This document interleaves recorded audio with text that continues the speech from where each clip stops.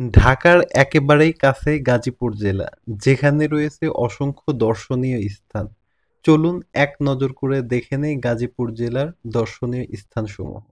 যার সর্বপ্রথম রয়েছে এশিয়ার বৃহত্তম safari park Gazipur safari park, যেখানে জেব্রা, সিংহ, বাঘ, ব্রাজিলের জাতীয় পাখি ম্যাকাও, উট পাখি থেকে শুরু করে বিভিন্ন বিরল প্রজাতির পাখি এখানে দেখতে পাবেন। দ্বিতীয় গন্তব্য হলো ভাওয়াল রাজবাড়ি।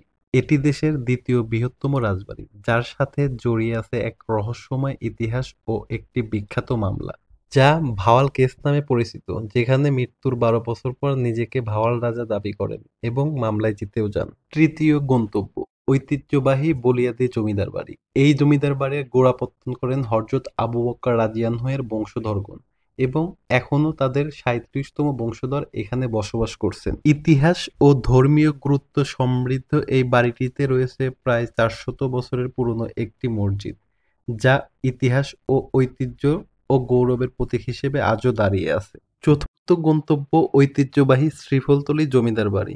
এই জমিদার বাড়ির দুইটি অংশ, ছোট তরফ ও বড় তরফ। তালিব গাজীর বংশধররাই ছিলেন শ্রীফলতলীর জমিদার, যাদের উন্নয়নমূলক অবদান থেকেই পরবর্তীতে গাজীপুর জেলার নামকরণ করা হয়। পঞ্চম গন্তব্য বাংলাদেশ কৃষি গবেষণা ইনস্টিটিউট, সংক্ষেপে বারী।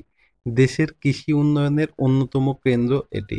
বিস্তীর্ণ সবুজ প্রাঙ্গণ, গবেষণা ক্ষেত্র আর সুপরিকল্পিত ভবনগুলো একে করে তুলেছে গাজীপুরের একটি অনন্য দর্শনীয় স্থান হিসেবে।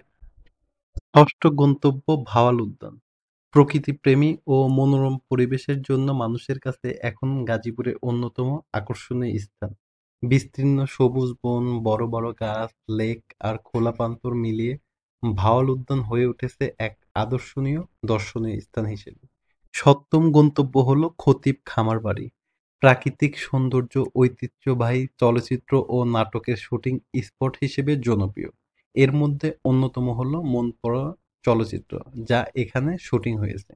শহরের মাঝেও গ্রামের প্রাকৃতিক পরিবেশ এর ফিল পেতে চাইলে এই জায়গাটা হবে আপনার জন্য এক অসাধারণ অভিজ্ঞতা।